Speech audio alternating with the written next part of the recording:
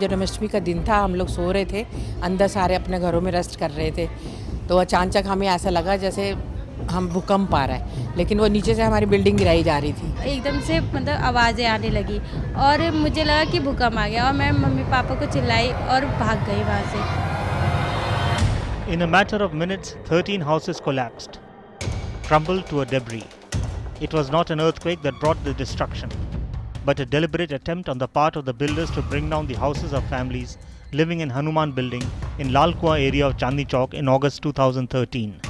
मैं श्याम सुंदर CGA इसलिए बना हूँ ये बताने के लिए कि बिल्डरों ने हमारी बिल्डिंग गिरा दी और हमें घर से बेघर कर दिया।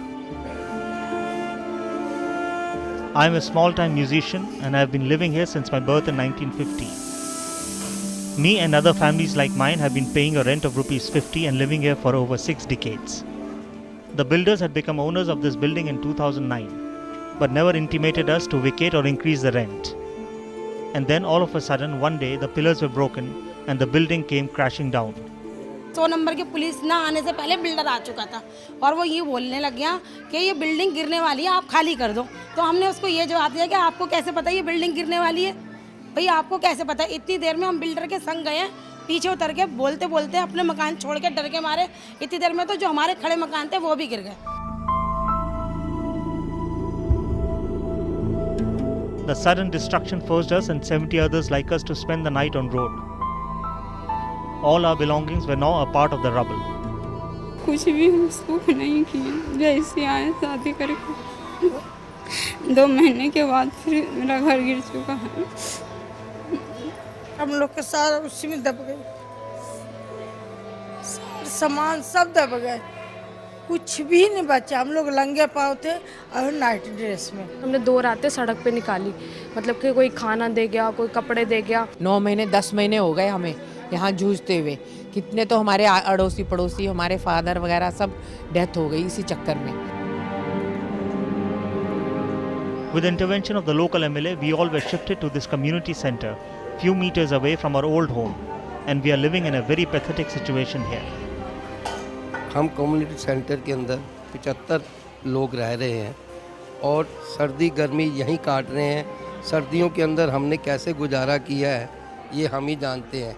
हमारे पास किसी के पास 2 गद्दे, किसी के पास 3 गद्दे और हमारे पास और कोई सुविधा का सामान नहीं है। यहाँ पे बहुत बुरी हाल है, गर्मी हो रही है, बच्चे बीमार हो रहे हैं, पानी का पीने का पानी भी नहीं आ रहा है। 5 तारीख को मेरा एग्ज़ाम दे के आई हूँ, बट जितना हो सका पढ़ लिया, क्योंकि टाइम यहाँ नहीं मिल पाता, कोई प्राइवेसी नहीं है, कुछ नहीं है। हम कम्युनिटी सेंटर के अंदर रह रहे हैं जहाँ की हालत बहुत ही बदतर है, फिर भी हम कैसे न कैसे गुजारा कर रहे हैं।